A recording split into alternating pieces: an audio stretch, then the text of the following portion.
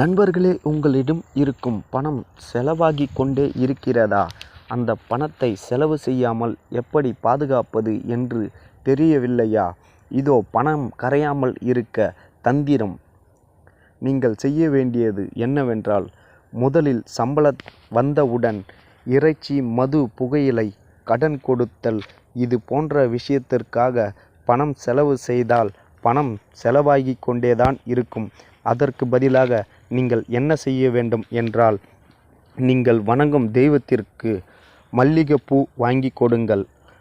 தெய்வத்திற்கு பூ வாங்கி கொடுக்க உங்களுக்கு மனம் இல்லை என்றால், வீட்டில் உள்ளவர்களுக்கு இனிப்பை வாங்கி கொடுங்கள். அல்லது நீங்கள் உண்ண பிறகு செலவு செய்யலாம். அப்போது பணம் கரையாமல் அப்படியே இருக்கும். ஒரு முறை இதை நீங்கள் முயற்சித்து பாருங்கள். உங்களுக்கு நல்ல பலன் கிடைக்கும். நன்றி.